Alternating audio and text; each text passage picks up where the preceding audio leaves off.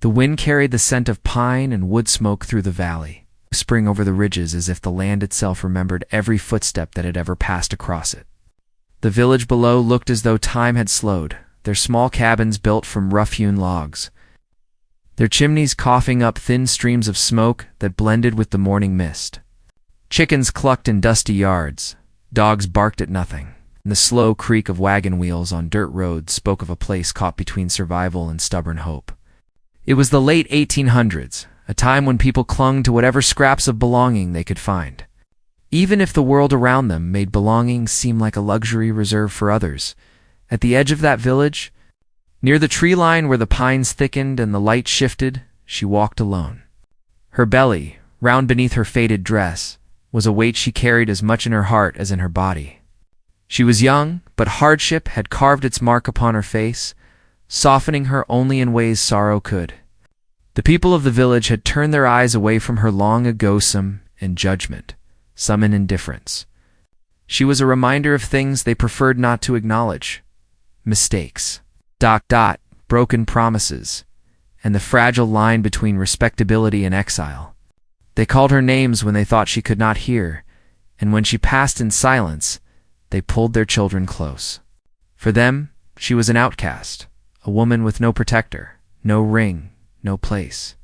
And yet, she carried within her the beginnings of a life that refused to be hidden away.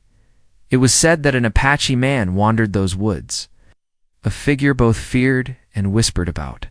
To some, he was a shadow and omen who moved silently among the trees, a reminder that the wilderness belonged to more than settlers with wagons and plows.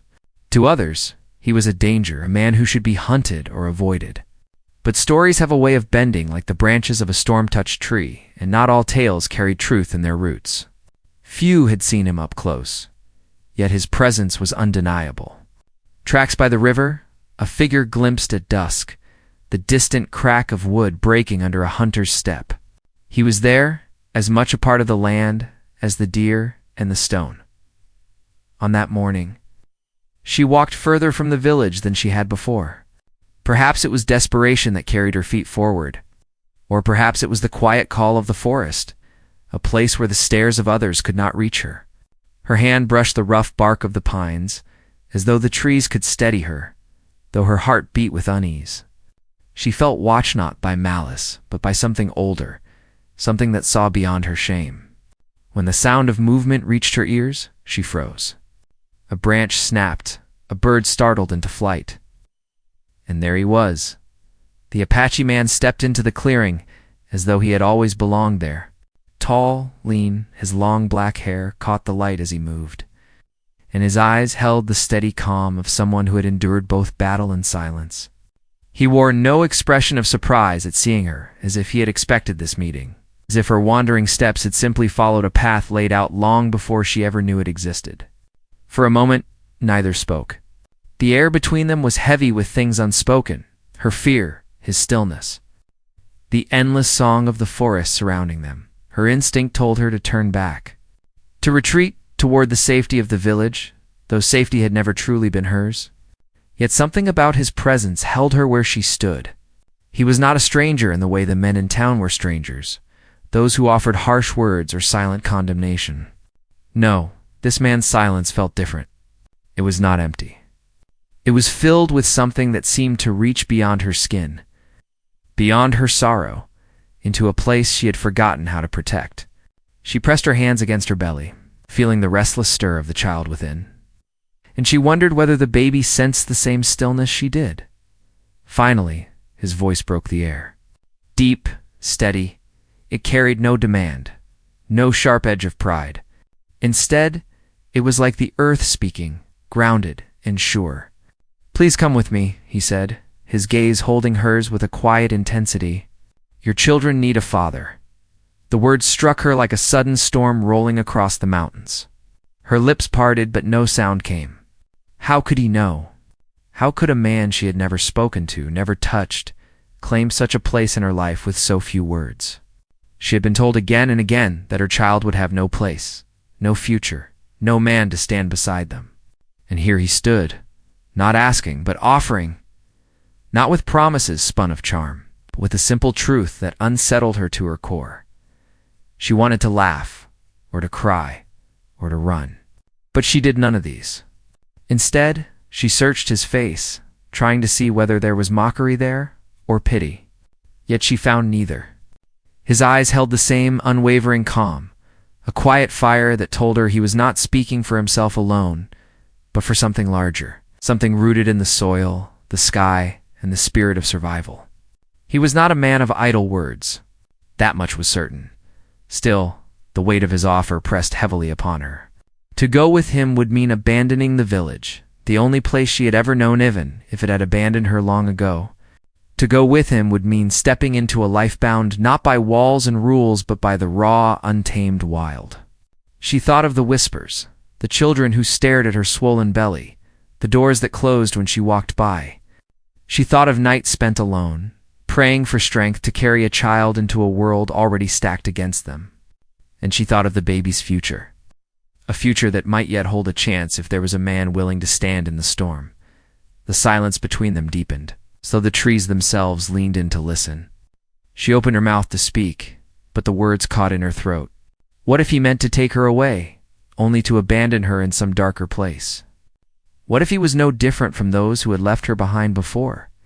Her heart battled between fear and hope, between mistrust and the fragile yearning for belonging. She had learned not to trust easily, and yet here was a man offering her the one thing she thought she would never hear again: acceptance. He took a step closer, and the ground seemed to steady beneath her feet, though her knees threatened to give way. His hand rested on the hilt of a knife at his side, but it was not a gesture of threat. It was the way of a man who lived always prepared. His voice came again, softer this time, though no less firm. You don't have to be alone. The forest grew still around them. Even the wind seemed to pause, waiting for her answer. She felt her heart pounding, the weight of her child shifting within her. The pull of a decision that could alter not only her life, but the life of the one she carried. She drew in a breath, but before she could release it into words, sound echoed from deeper in the trees, distant, sharp, unfamiliar. It was enough to break the moment, to remind her that the world was not only made of choices, but of dangers waiting to shape them. The man's eyes flicked toward the sound, alert and watchful. Before returning to her with an urgency she could not ignore, she realized then that time was no longer on her side. The choice she had thought she could weigh slowly had been forced into the present, and the next step she took would decide everything. And though her lips trembled, though her heart raced, she knew that the moment of answer had come. The sound from the trees still lingered, carried on the breeze like a warning that refused to fade. She stood frozen, clutching her belly, eyes darting between the thick woods and the Apache man who waited so calmly, as though he had seen danger too many times to be startled by it. His face gave nothing away, but his body shifted with the readiness of someone who knew when the land was about to change. He did not flinch, did not speak again, but there was something in the way he angled his stance, protective, deliberate, that made her breath catch in her throat. She had lived her life surrounded by whispers, but the woods whispered in a different way. They did not speak of shame or judgment. They spoke of survival. She felt it now in the weight of the silence, the pull of the unseen beyond the trees, the sharp contrast between the world she had known and the one he was offering her. Still, questions pressed against her mind with the strength of a river against its banks. Who was this man really? Why her? Why now, when she was at her weakest? The villagers had warned her of people like him, said they were dangerous, said they were not to be trusted. Yet none of those villagers had ever looked her in the eye the way he did now, with a steadiness that carried no insult, no scorn. Her hand brushed her stomach again, not in fear, but in habit, as though the child inside her was the only anchor she had left. She remembered the nights she lay awake, staring at the cracks in the cabin roof where the rain leaked through. Nights when the world felt too big, too empty. And she told herself she would never let her child feel that kind of loneliness. Yet here she was, standing in the forest with a stranger whose words still burned in her chest. Your children need a father. She repeated the sentence in her mind, over and over, as if each echo might reveal a different meaning. But it only grew heavier, more impossible to dismiss. The sound from the forest did not return, but the air had shifted. The Apache man's eyes stayed fixed in the direction it had come from, then slowly turned back to her. His voice was quiet, steady as stone. "This is not a safe place." He did not say why. He did not need to. The tension in his shoulders told her enough. A man who had lived his life listening to the earth did not speak lightly about danger. She wanted to ask him where he meant to take her, but the words tangled in her throat. Instead, her mind slipped back to the village, to the day she had first realized she was no longer welcome. She had carried her laundry to the river, balancing it in her arms while her belly was still small enough to hide beneath her shawl. A group of women were there, laughing, their baskets set neatly along the shore. The moment they saw her, the laughter faltered. One of them muttered something too low to hear, and then another woman gathered her things quickly, as if her presence was a stain. Soon they were all gone, their footsteps leaving shallow prints in the mud. She had stood alone in the water with her skirts heavy and her throat tight. That was the day she stopped trying to belong. But children notice what adults try to hide. The younger ones had stared at her when she passed, their innocent curiosity pulling questions their parents refused to answer. Some of the older boys had not been so innocent, their mocking words sharp as stones thrown across the dirt road. She had borne it all in silence, telling herself that once her baby was born, she would prove them wrong, prove she could raise a child without needing their approval. Yet deep down, she had feared the truth that one person alone could only hold so much against the weight of the world. And now in the forest, a stranger had spoken the very thing she feared most, that her children would need more than her. The Apache man did not step closer, though the distance between them was small. He waited, as if time itself bent to his patience. His presence reminded her of the land itself, strong and unmoving, as though he had been shaped from the same soil that held the roots of the pines. She studied him with caution, searching for the cruelty she had been warned of. But all she found was a kind of solemn certainty, the kind that did not ask for trust, but carried it like a burden he was already willing to bear. Her voice finally broke the silence, though it came out softer than she intended. "Why me?" She had not meant to ask it, but the words escaped before she could call them back. His expression did not change, but his eyes seemed to hold hers more tightly, as if he had been waiting for that question all along. "Because you carry life," he said simply, as though no further explanation was needed. And perhaps for him, it wasn't. For her, the answer only deepened the storm inside her. To him, her child was not a shame or a mistake. It was life, something to be protected, something worth stepping into the fire for. She had never heard it spoken like that before. In the village, her child was a burden, a mark against her name. To this man, it was enough to bind them together in a way that terrified her as much as it stirred hope. The forest rustled again. Softer this time, but his hand brushed the knife at his side. Her heart quickened. She had never seen danger with her own eyes, and Lee felt its shadow in whispers and rumors. Yet now she sensed it was closer than she had ever known, moving unseen between the trees. He glanced once more toward the sound, then turned back to her with quiet urgency. "You must choose." His words did not carry command. They carried inevitability. Her knees weakened under the weight of the decision. To stay meant clinging to a village that had already cast her aside, to live in the shadow of shame until her child inherited it. To go meant stepping into the unknown with a man whose path was shaped by survival, not safety. She wanted to tell him she needed more time, that she could not make such a choice with the forest pressing in on her, with her heart pounding and her mind full of questions. But the truth was, time had already been stolen from her the moment she had been left alone. Time was not hers to bargain with anymore. Her breath came unsteady as she thought of the child within her. She thought of small hands, of wide eyes, looking to her for comfort, for answers. She thought of what it would mean for that child to have a place in the world, a protector who could stand in the spaces she could not. Her throat tightened with tears she refused to let fall. And still, the man watched her waiting, steady as stone.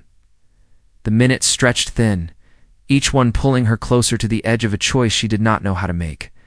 In the village, she had learned to endure silence. In the forest, silence was no longer endurance. It was a demand. The trees, the earth, the man before her, even the child within her seemed to lean into the question, pressing her toward an answer she was not ready to give.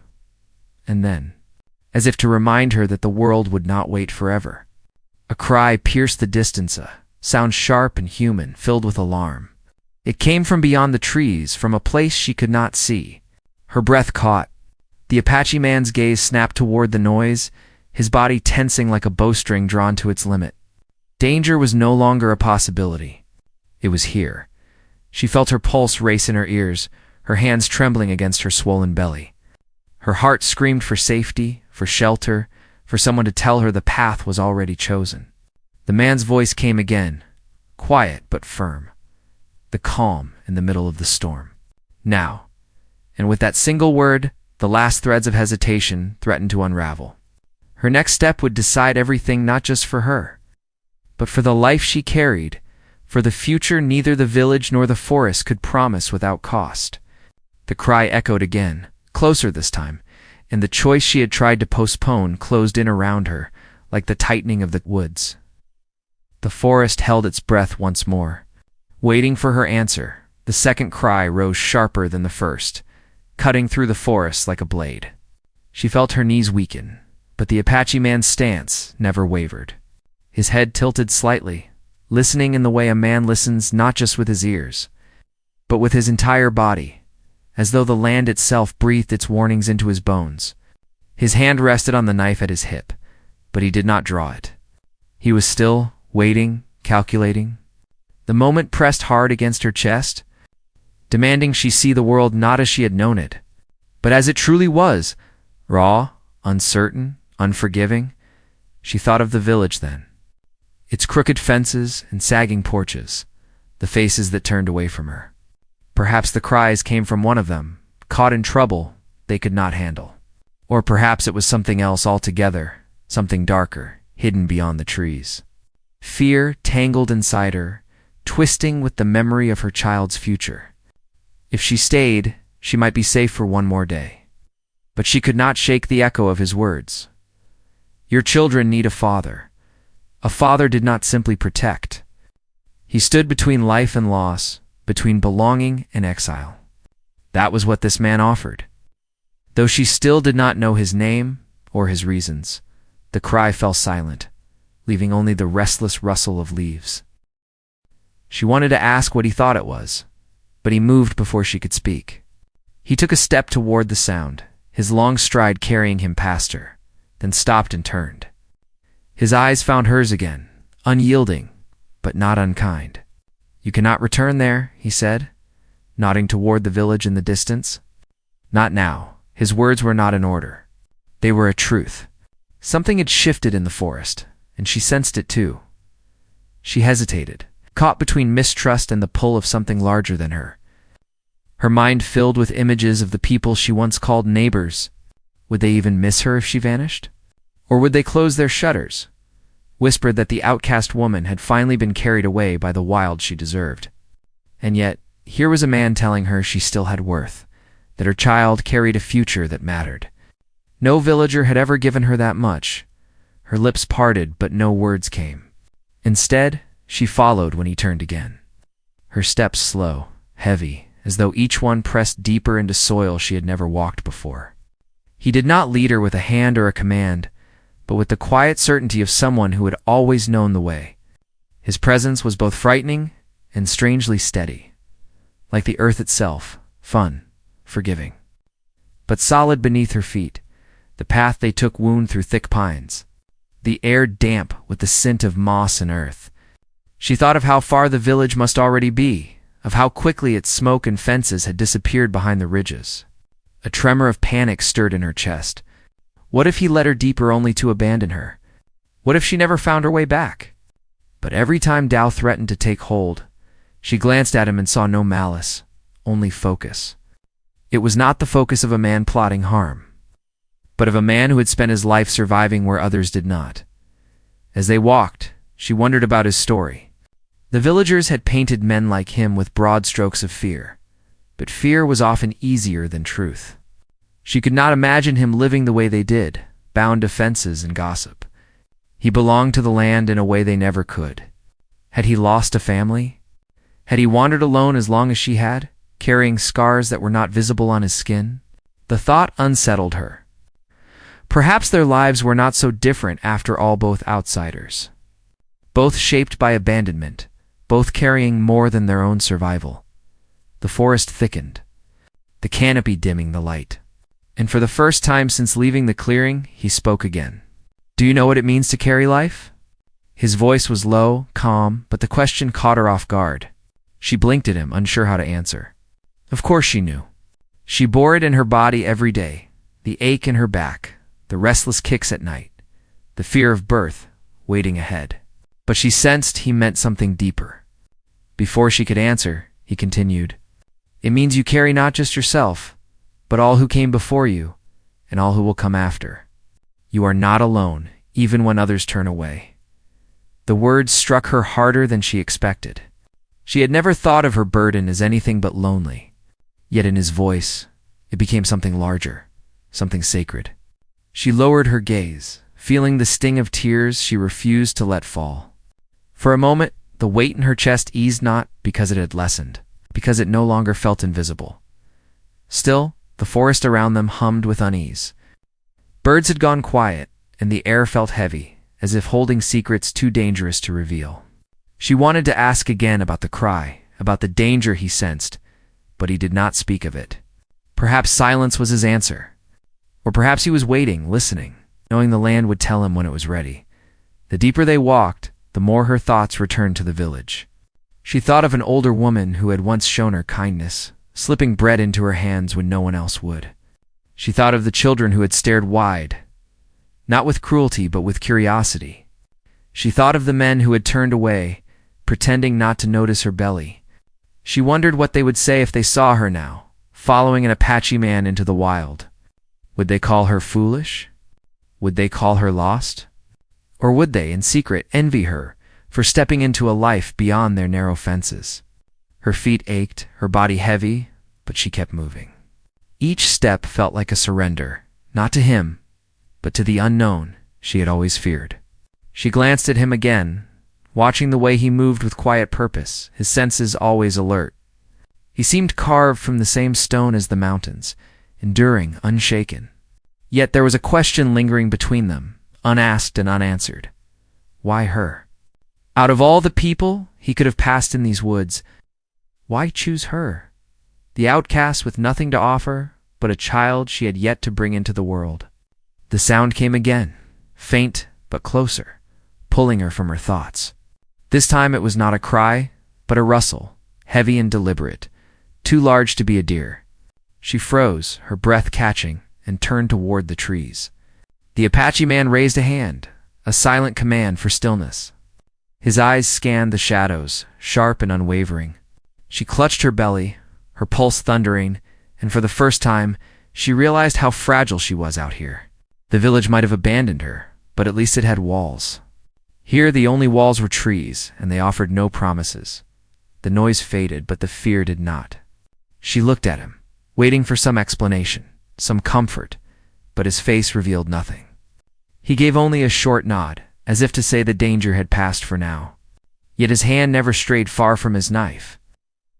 And she knew the forest was not finished with them. They moved on, but her thoughts refused to settle. Each sound in the trees felt sharper, each step heavier. The village, for all its cruelty, had been familiar. Out here, every moment was a question with no answer. And yet deep within her, something stirred that was not only fear, it was the faintest spark of hope. Fragile but real, the hope that perhaps the child she carried might one day belong to something greater than shame. Greater than exile, but that hope was tangled with doubt. And the forest around her seemed eager to test which would win. She did not know if the Apache man was her salvation or her ruin. She only knew that the path behind her was gone, and the path ahead was dark, winding, and full of shadows waiting to reveal themselves. The forest held its silence once more, thick with secrets, as though watching her take each step. waiting to see what she would do when the shadows finally emerged. The air thickened with a quiet that felt unnatural. The forest had always carried noise whined in the pines, distant birds, the faint scurry of creatures in the brush, but now even those sounds were swallowed. She felt her throat tighten, her body tense as though the silence itself was watching her. The Apache man paused, lifting his chin slightly, his eyes narrowing toward the shadows between the trees. His stillness was sharper than movement. It told her danger was close. Her mind darted to the cries they had heard earlier. What if they were a trap, meant to lure them deeper? She had heard stories in the village, whispers about raiders, about wild men who used cries to draw their prey. She had never known if those tales were true or spun from fear. But here, standing on a narrow strip of ground with the forest pressing close, she could not dismiss them. Her child shifted within her, a small kick against her ribs, and the reminder nearly broke her resolve. She had not asked for this journey, but every step forward had become tied to the life inside her. The Apache man raised a hand, signaling her to stop. He moved ahead with careful precision, every step noiseless on the damp ground. His hand brushed the hilt of his knife, but he did not draw it. She watched him, torn between fear and trust, knowing she had no choice but to follow. Her legs shook with the weight of her body, but she kept still, clutching her belly, her breath shallow. The trees loomed taller around her, their branches knit so tightly that even the moonlight could not reach the earth. A sudden crack of wood echoed nearby. She flinched, pressing herself back against the trunk of a tree. Her heart pounded so hard she thought it might shake the silence apart. The Apache man's gaze snapped toward the sound, his entire body shifting, ready. For a long moment, nothing followed. Then, faintly, she heard the shuffle of feet, too heavy to be animal, too measured to be chance. Someone or something was there. She wanted to run. Every instinct screamed at her to turn back toward the village to find the small safety of its fences and its walls, even if it meant enduring their stares and whispers. But that path was gone now. The forest had closed in behind her, and the man in front of her was the only barrier between her and whatever hunted in the dark. He returned to her side, his expression unreadable, but his eyes were sharper than ever. "Not alone," he murmured. 2 words, heavy as iron. Her chest tightened. If they were not alone, then who else moved between these trees? She thought again of the village. Could it be men sent after her? Men who had decided that an outcast woman had wandered too far, and that she was better lost than found? Or was it something else entirely?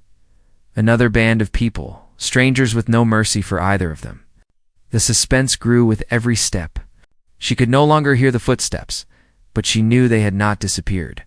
Whoever followed them knew the forest too well to reveal themselves so easily.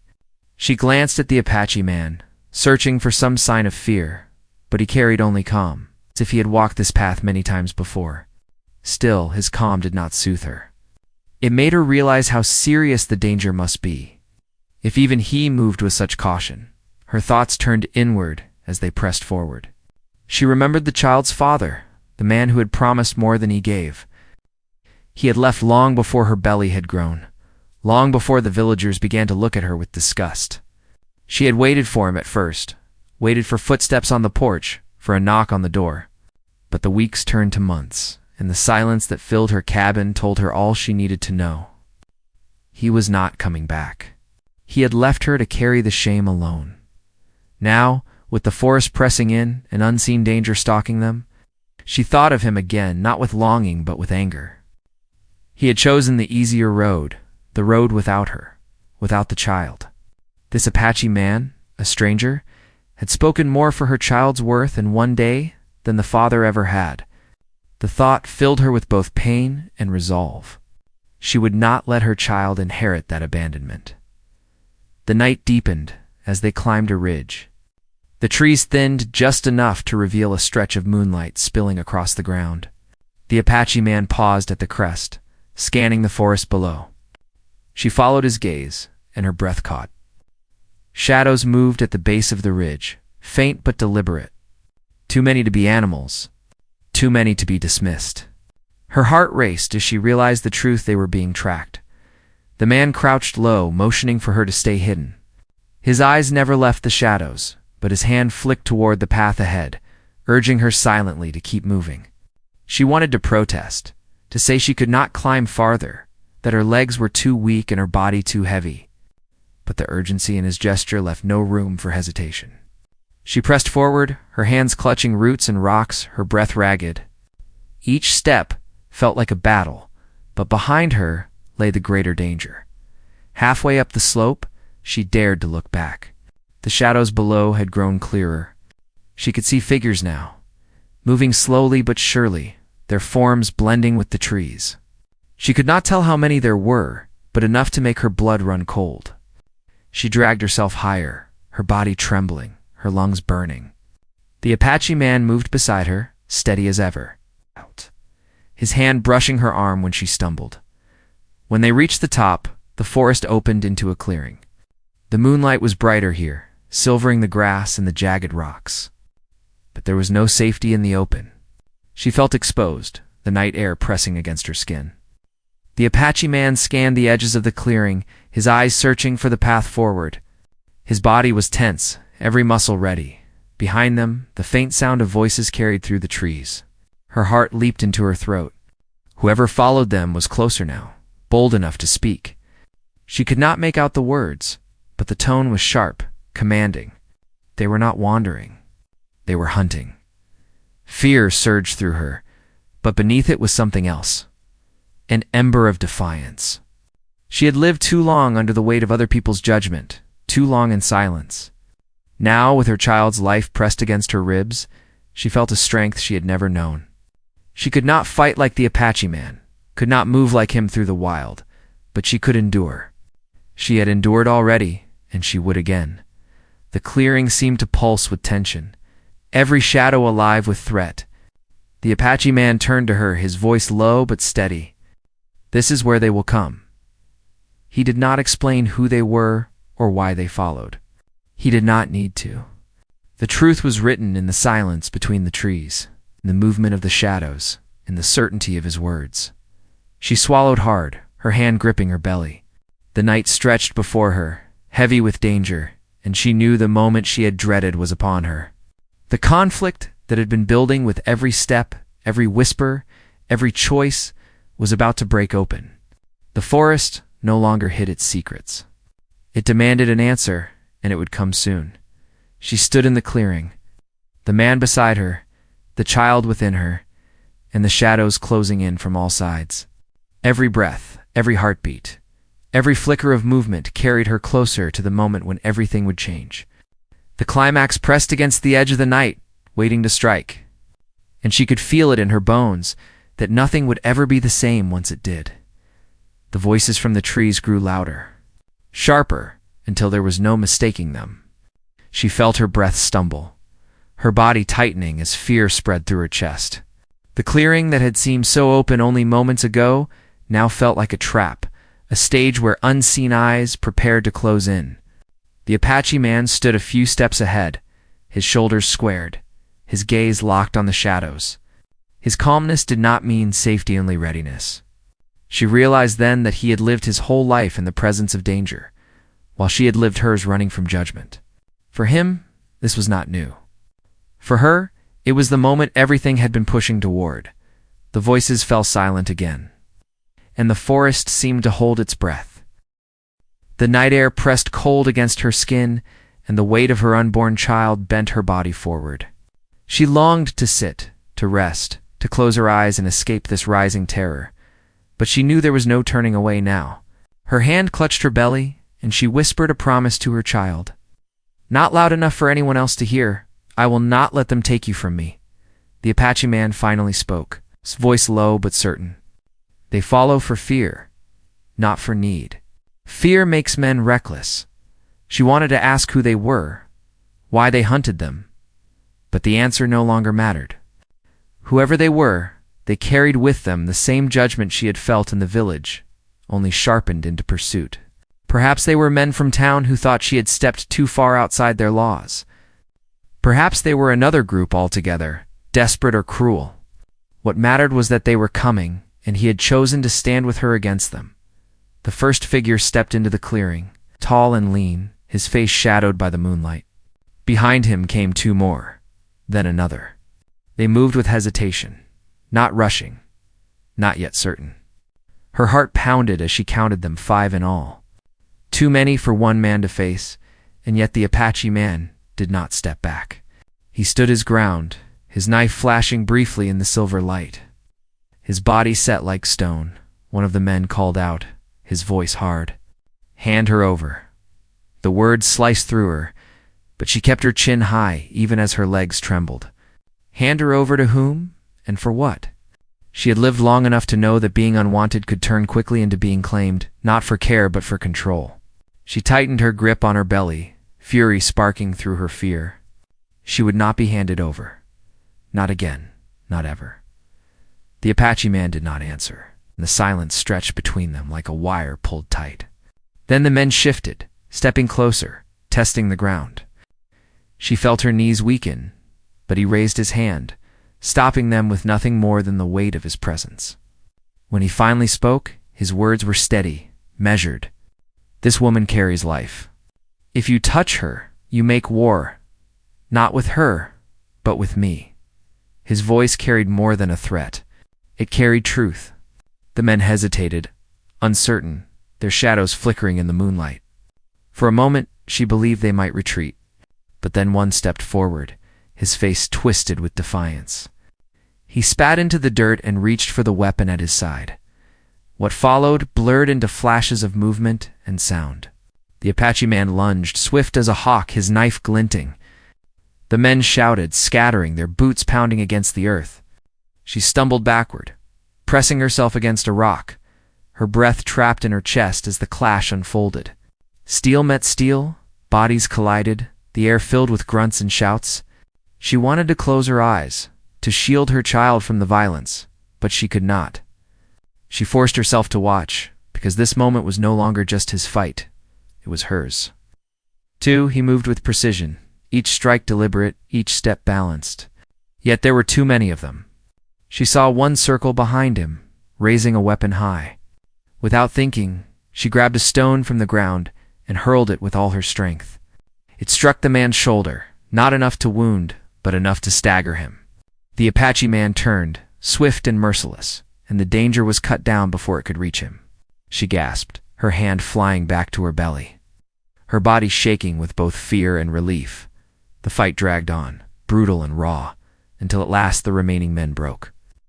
Retreating into the trees, their footsteps faded into the night, their voices swallowed by the forest. Silence returned, heavy and trembling, but different now. It was not the silence of waiting, it was the silence after storm. When the world holds still to see what remains, the Apache man lowered his knife, his chest rising and falling with steady breaths. His face was unreadable, but his eyes found hers, searching, grounding. She realized her body was shaking violently, her knees threatening to give way. He stepped forward and steadied her with one hand, his touch firm but gentle. She let herself lean against him, just for a moment. "Oh, yeah." The weight of exhaustion pulling her down. "You stood," he said quietly. The words confused her, but then she understood. He had seen her throw the stone, seen her refuse to be only a burden. Heat rose in her face, though it was not shame this time. This time it was something closer to pride. She had not been silent. She had fought in her own way. They left the clearing behind before the night grew thin with dawn. Her body ached, every step harder than the last, but she pushed forward, guided by him. The forest softened gradually, the trees spreading wider, the air warming with the promise of morning. At last they came upon a ridge that overlooked a wide stretch of valley. She stopped, staring at the sight, her chest tight with awe. Below lay open land, wild and untouched, the river winding like silver through the grass. It was nothing like the village, nothing like the narrow world she had known. Here, there were no fences, no whispers, no eyes that turned away. Here, she could imagine a different life. She turned to him, her voice breaking softly. "Why me? You could have left me there." It was the question that had haunted her since the moment he spoke to her in the forest. He held her gaze, his silence long, then answered with the same calm certainty that had carried him through every danger. Because you carry more than yourself. You carry tomorrow. The words sank into her, deeper than any judgment she had ever endured. Tomorrow, she thought of her child, the tiny heartbeat within her. And for the first time she felt not shame, but possibility. The world had tried to strip her of dignity, to name her unworthy, but here, standing beside this man, she felt seen in a way she never had before. They stayed at the ridge until the sun began to rise, spilling gold across the valley. She knew the village was behind her, perhaps still speaking her name with disdain, perhaps already forgetting her, but the thought no longer bound her. She had crossed into a new place, not just in land, but in spirit. The fight in the clearing had marked the end of one life and the beginning of another. The Apache man did not offer promises, did not speak of the future. He simply stood beside her, his presence solid, as if to say that whatever came, she would not face it alone. She looked down at the valley again, her hand resting gently over her belly. And for the first time since her exile, she felt something close to peace. The journey ahead would not be easy. The world was still hard, still cruel in many places, but she knew now that she carried more than survival. She carried the strength of standing, the courage of choosing, and the quiet truth that even outcasts could carve a place in the world. When the sun climbed higher, she turned to him, and he nodded once as though the decision had already been made between them. Together, they began the slow descent into the valley, stepping forward into the unknown. The forest behind them held its secrets, the village held its judgment. But the path ahead was theirs, and as she walked, she whispered once more to her child, not a promise this time, but a certainty. You will not be alone. We will build tomorrow together. The valley spread wide before them, endless and unbroken, and the story of the outcast woman and the Apache man became no longer one of exile, but of beginning.